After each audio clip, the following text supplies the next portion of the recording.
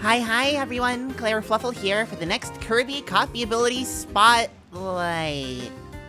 Wait a minute, something about that seems kinda off. Well, we'll just worry about it later. For now, I hope you enjoy this very different spotlight as I work on the next mega hit.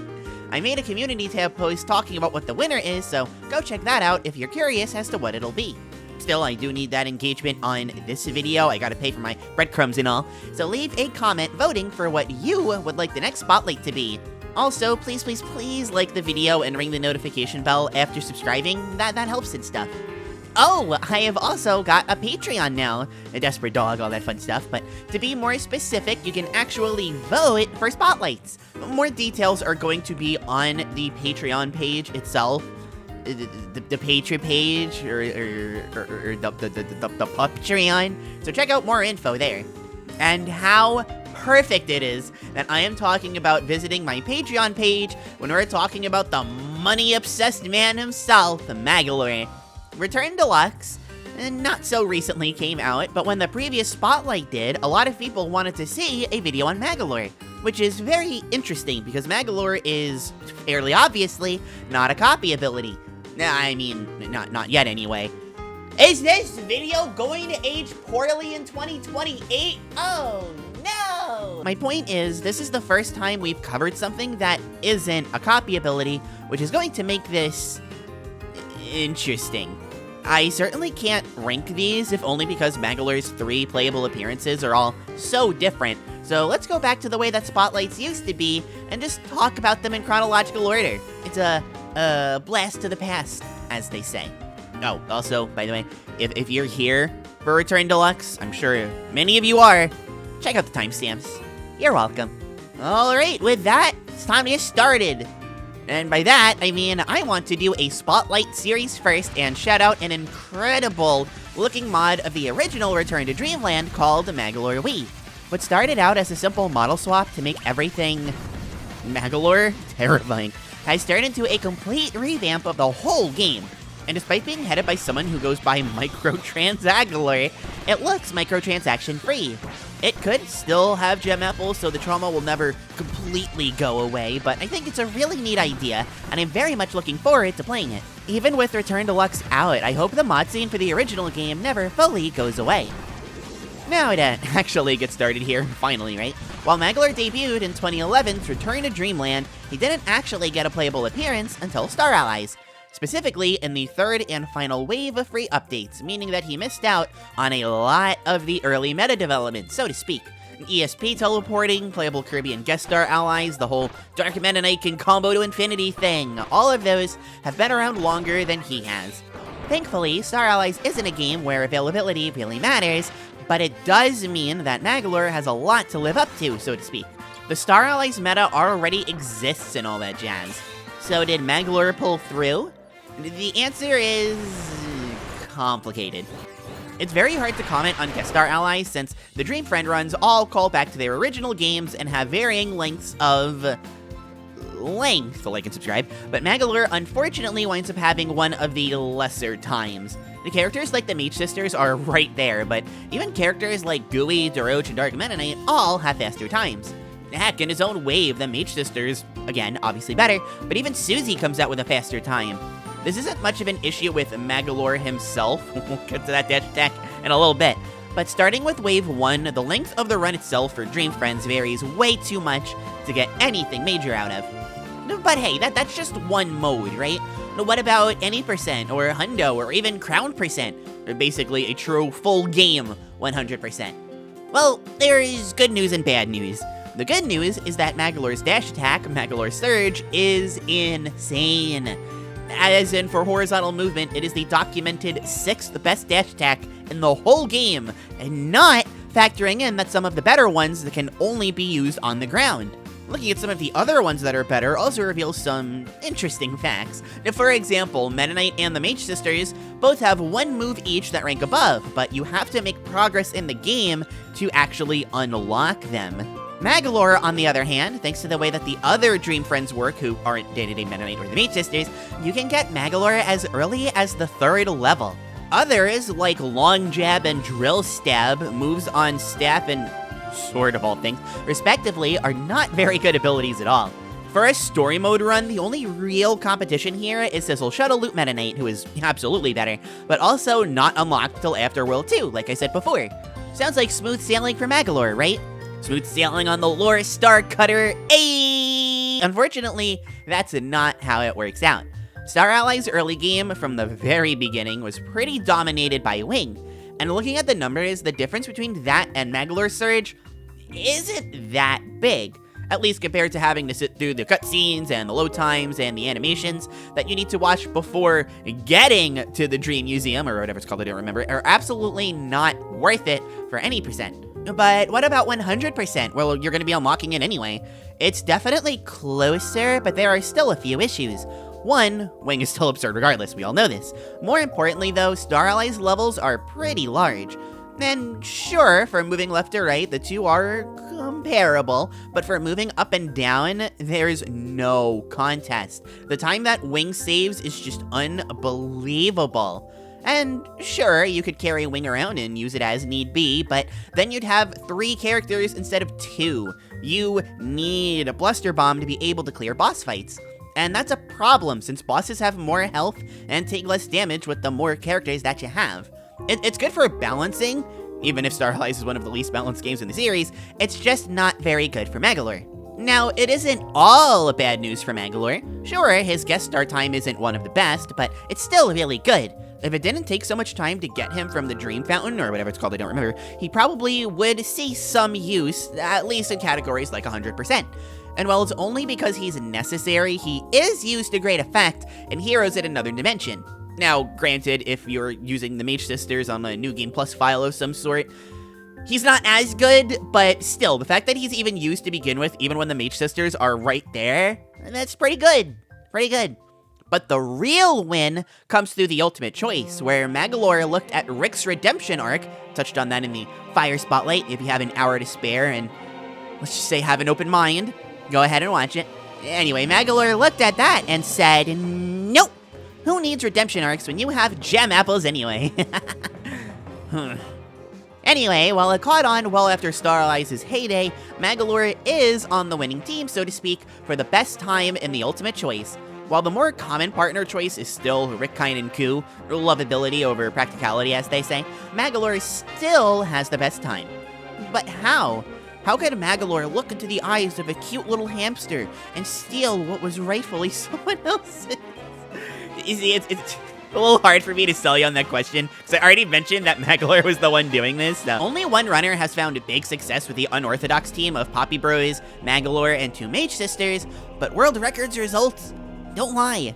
And sure, there are fights where Magolor can feel like an accessory more than an asset, and if the Mage Sisters offered the Bluster element, maybe they would be used. I still don't really think so though, because Magolor contributes some really neat things to these boss fights. But instead of explaining what Magolor does here, other than provide elements, let's get into what Magolor does solo, since it's pretty similar. I usually don't talk about ability solos in Star Allies because, frankly, there's no point, but why not?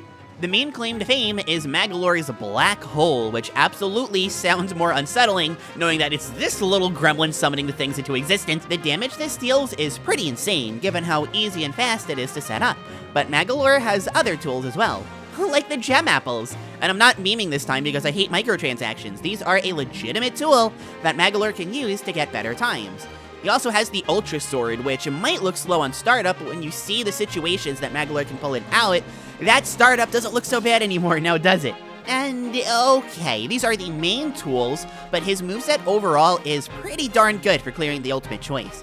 It's very easy to do it too. I would compare him to something like Archer or UFO or maybe even Smash from Planet Robobot.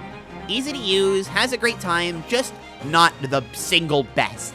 Solo Magolor's time on speedrun.com is actually 14th, no filters, anything. That's really impressive.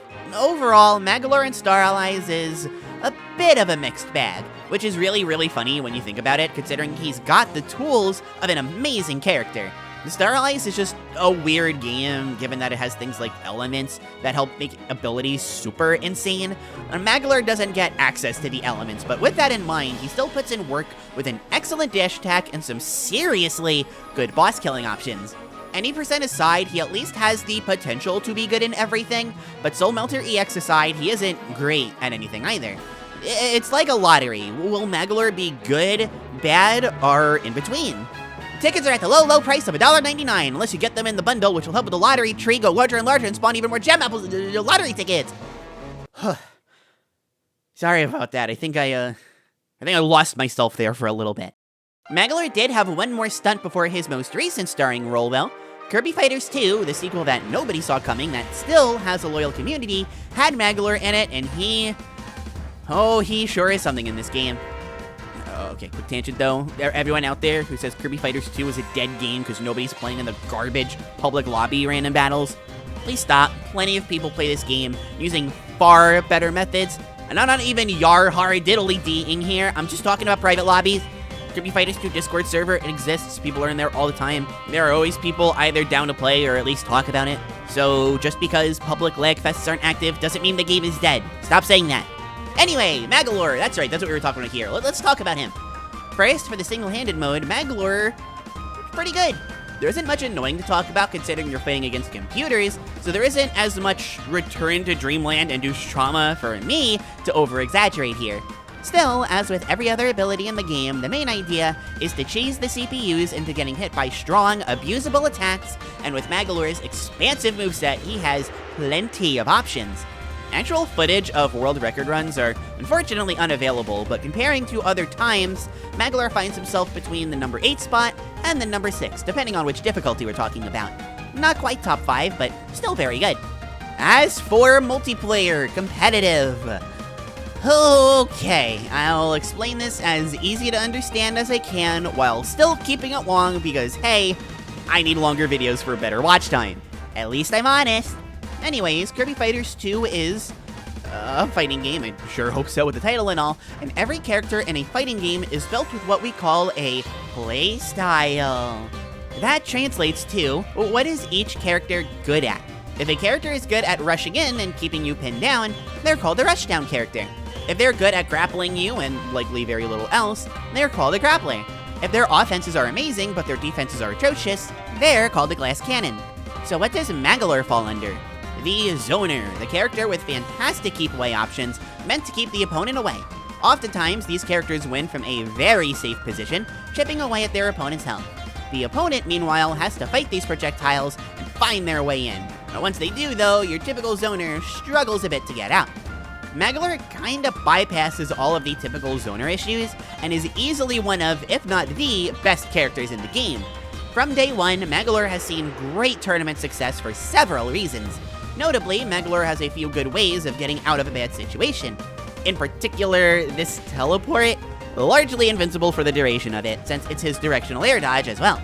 In theory, he can be punished for it, and it's certainly possible to hit him after using it, but it goes so far that it's really hard to do. Unlike in Star Allies, he has an excellent dash attack that, while a bit slower on the startup than we're used to, is still fast enough on startup to where it can get him out of several bad situations. He can also cancel out of it to throw gem apples, which, yeah, let's talk about these gem apples. This money-making scheme may be free of charge in Fighters 2, but it doesn't make it any less effective. Since Magolor can detonate these things at any time, so long as they're on the ground, they wound up being part of the core of Magolor's game plan. Throw out the gem apples, use other projectiles and long-range attacks to chip away at the opponent, and when they dodge those, snipe them with that cursed fruit. Gem apples grow larger the longer that they're out on the field, and before long they can get really big and deal a lot of damage, and why can't I get in on Magolor already? Whether or not the community thinks Magolor is the best in the game or not kinda depends on what state the meta is, but with no big changes in the last year or so, Magolor currently sits second on the official tier list. Take that with a grain of salt though, because trust me, plenty of people think he's the best regardless. Myself included. Oh, and real quick, regarding Community Edition, I'm not sure how much I can actually say regarding Magolor and the changes made, but I specifically remember someone asking if he would be nerfed, and the devs team response was basically, nerfs are for losers. I'm paraphrasing that a little bit. They didn't quite say it like that, but point is, in both of these games, Magolor is insane. But with that, we have finally made it to Magolor Epilogue in Kirby's Return to Dreamland Deluxe. Unless you skipped to this point, then it's the same sentence, but without the finally. I do try and look out for as many people as I can, you know. Now, unlike the last two entries, we have nothing to compare Magolor to. The way that this mode works is so drastically different from the way that Kirby plays that there'd be no point comparing. For my money, I do think Magolor is better than Sword. I just wanted to get my sword pot shot into the video. Anyways, instead of comparing Magolor to Kirby, we'll be going over where Magolor Epilogue stands speedrun-wise about a month in. It's slightly over a month, but work with me here. For those who don't know, Magolor Epilogue works as follows. You start, as Magolor, with nothing. Low health, limited attacks, basically no float or air hover. As you progress through the game, you can collect magic points, or MP, and use them to give Magolor more tools. You get magic points by collecting them in levels or by comboing enemies and keeping the pace going quickly enough to rack up points. Beating bosses also grants you new attacks, which can also be upgraded because they give you apples. Apples are good for you.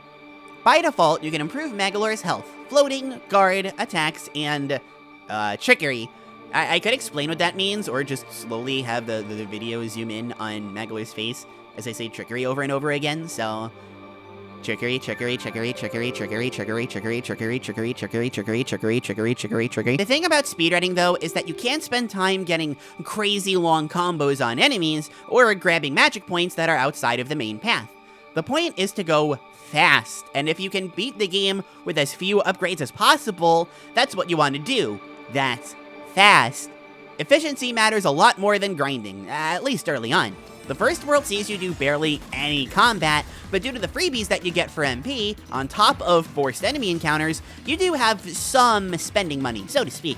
Magolor wishes he had real dollars instead of MP, but that's why he's stuck in the underworld, right? I'm not sure if I could say the H word of where he actually is, thanks YouTube, but the most important skill to get for the early game levels is... nothing? As it turns out, until you fight the first boss, upgrades don't actually contribute much of anything.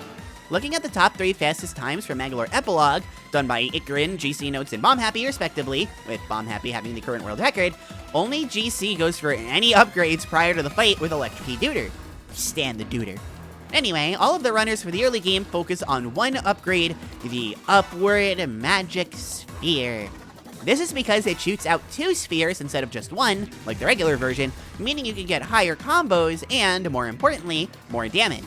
And you definitely need to know how to abuse this move, because if you do good enough against the ever-gracious Duder, you can get a lot of MP, most of which will go to the move you unlock by beating the ever-gracious Duder, Magolor Surge.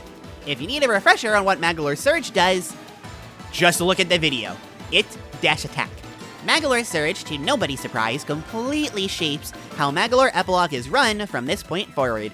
You go from slowly avoiding combat by sneaking under enemies or just barely jumping over them, to hitting them a good 10, maybe 20 times with 1 or 2 surges and getting an absolute ton of MP from it. Not to say that Magolor's other attacks are bad, that Magic Upward Sphere is still pretty good, or that no other upgrades are ever necessary, like for the bombs, but knowing how to use Magolor Surge is basically the same as knowing how to run Magolor Epilogue. The footage has hopefully been speaking for itself, but in the first level of World 2 alone, 2-1, like and subscribe, the screen nuke at the very end is the only attack that you ever use other than Surge. And in 2-2, with all of this forced combat, look at how frequently you're still using Surge because of how many hits it builds for your combo counter.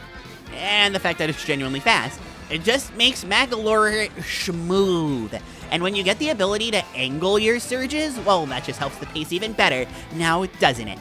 That being said, while the dash attack is important, there are other important upgrades too, namely Bomb and Levitation. Levitation is obvious enough, sometimes floating is the best way to move up, but the bomb spewing multiple larger bombs that deal more damage will be a big help for moving through levels in a way that's slightly less clear. Look at this bit from 2-3 as an example for... You want a bomb to hit somewhere that's far down below, so instead of going down there, hurl a bomb, easy. The extra damage also helps against bosses, although Surge is still going to be your main method of dealing with them. Oh, what, did you think the bombs would be the main tool against the bosses and not Surge? Well, funny you should mention that because Magolor Surge also happens to be a boss killer. Surge. On top of dealing a ton of hits for combos and such, just look at that boss health bar getting shredded. I guess Magolor watches my videos given how powerful he made his dash attack. Now, to talk about a different bomb, I want to draw attention to the quick kill that Bomb Happy gets against the World 2 boss, Fiery Puffer. The dash attack is so absurd, you can actually finish this fight before Fiery Puffer zooms off screen.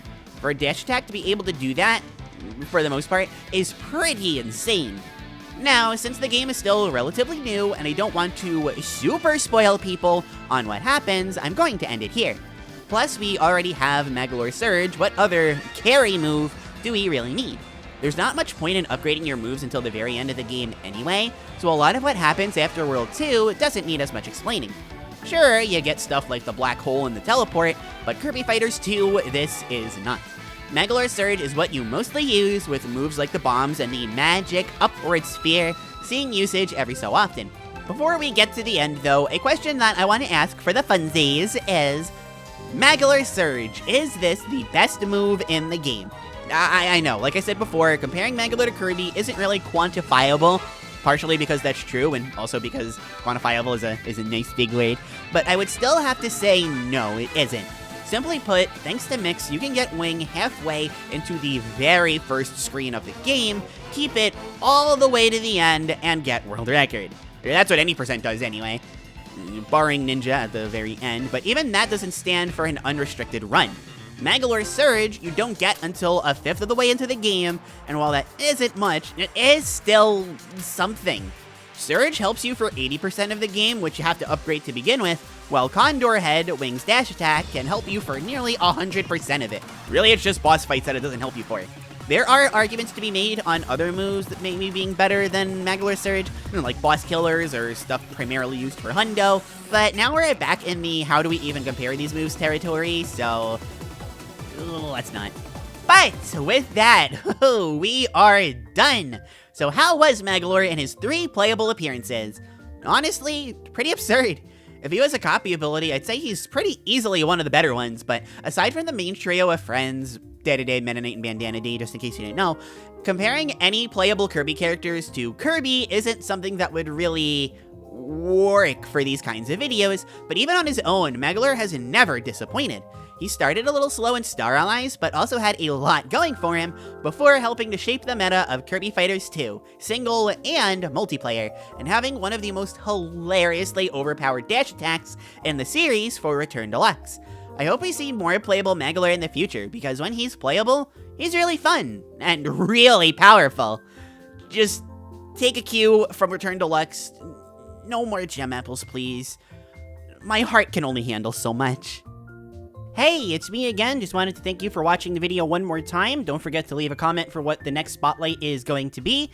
And before we wrapped up this video, as promised on my Patreon page, I wanted to give a big thank you to Biohazard and Dips Fiora for being head-patting Fluffle fan patrons. Thank you all so much, and I will see you in the next video. Bye-bye!